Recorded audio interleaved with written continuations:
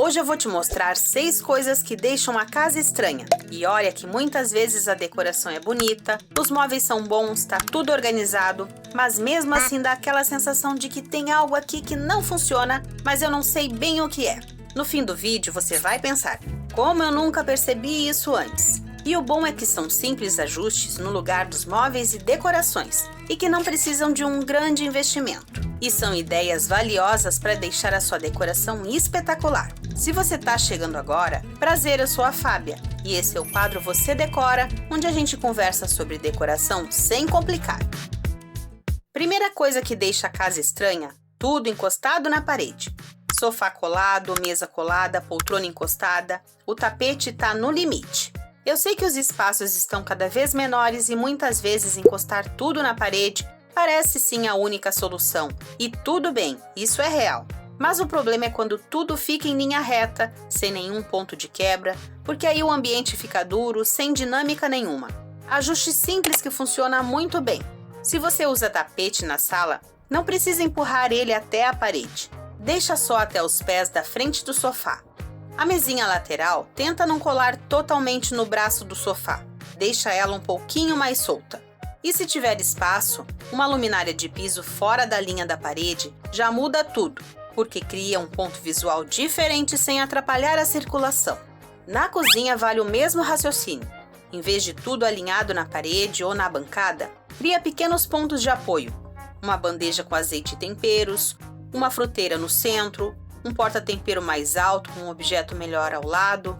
Só essa variação de posição e altura já tira aquela sensação de que está tudo rígido e certinho demais. Na sala de jantar não precisa encher a mesa. Um único elemento no centro, um vaso ou uma bandeja já resolve. E se o ambiente for integrado, usar um tapete para marcar a área da mesa ajuda muito a organizar o espaço. Esses ajustes são simples, não exigem troca de móveis e funcionam até em apartamentos pequenos. Só de tirar algumas coisas da linha da parede e fazer essas mexidas, a casa já parece bem pensada e visualmente mais interessante. Segunda coisa, ajustar as alturas. Quadro muito alto, cortina curta demais, prateleira perdida lá em cima ou muito baixa, nada disso é feio isoladamente. O problema é o conjunto. É aquele tipo de ambiente que você entra e pensa, tem algo estranho aqui, mas não sabe exatamente o que é. E isso acontece porque visualmente a gente espera um certo alinhamento. Quando as alturas não conversam entre si, o cérebro estranha, mesmo sem saber explicar. Uma forma simples de resolver isso é pensar na altura dos seus olhos. Não precisa medir nada. Fica em pé ou senta no sofá e repara onde naturalmente seu olhar bate na parede. Quadros costumam funcionar melhor quando o centro deles fica mais ou menos nessa altura. Prateleiras muito altas acabam ficando esquecidas e muito baixas podem parecer deslocadas. Cortina, então, quando fica curta demais, ela corta a parede e diminui o ambiente. Ajustando essas alturas, você vai perceber que tudo já melhora sem precisar investir em quase nada.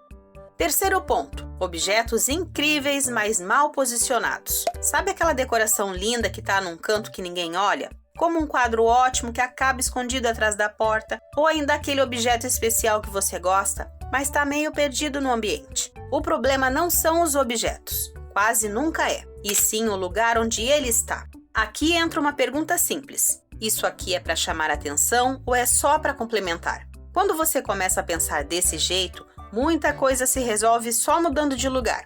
Por exemplo, aquele vaso bonito que ninguém nota, coloca numa mesa de centro, num aparador ou numa prateleira mais visível.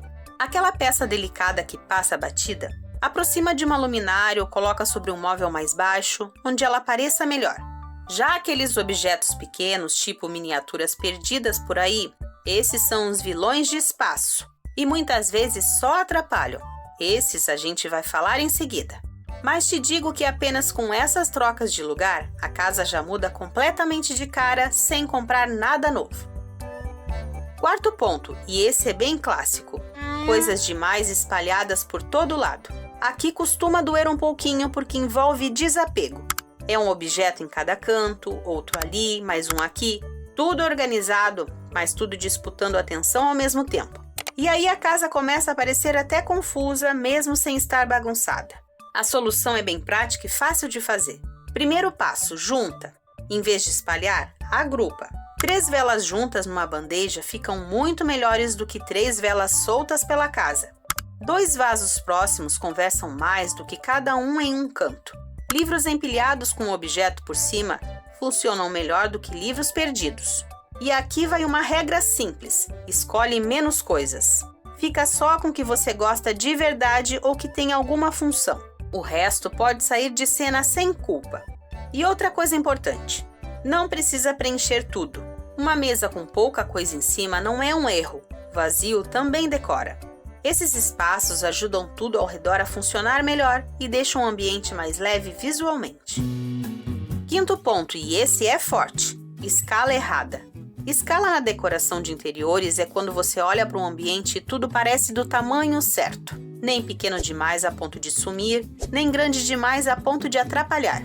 Tapete tão pequeno que parece que ficou curto, quadro minúsculo numa parede enorme, mesinha grande demais que mal deixa passar. Nada disso é estranho sozinho, mas junto não funciona. Quando o tamanho dos objetos não combina com o ambiente, a solução costuma ser simples. Um tapete maior já muda completamente a sala, um quadro mais alto ou um conjunto de quadros resolve aquela parede vazia demais. Muitas vezes é só trocar uma peça de lugar ou escolher uma versão um pouco maior ou menor que já resolve. Não precisa sair trocando tudo, é só ajustar para cada coisa caber melhor no espaço que tem. A diferença aparece na hora. E o último ponto é esse aqui: casa genérica demais. É aquela casa que parece decorada para foto ou como um apartamento decorado para venda. Tem móveis certos, cores neutras, objetos certinhos, mas não conta nada sobre quem mora ali. Não tem uma foto que tenha história, um objeto que veio de uma viagem, um detalhe que diga: essa casa tem dono. O problema não é ser simples ou ser neutra, o problema é não ter identidade. E aí a casa fica correta demais, arrumada demais e estranha porque não parece que vive gente ali. Quando você coloca pequenos sinais de quem mora ali, a casa deixa de ser cenário e vira um lar. E isso não tem nada a ver com gastar mais ou encher a casa de coisa pessoal. É detalhe. Quando a casa tem esses sinais, ela muda completamente. No fim das contas, decoração não é regra, nem tendência, nem ostentação. É cuidado. Quando a casa representa quem vive nela, ela funciona melhor e nunca fica estranha. Antes de ir embora, se esse vídeo fez sentido para você, curte, se inscreve no canal e me conta aqui nos comentários qual desses 6 pontos você vai mudar primeiro na sua casa. E se quiser continuar essa conversa, aqui na tela tem outros vídeos que vão te ajudar a decorar a casa. Te espero no próximo Você Decora. Até mais!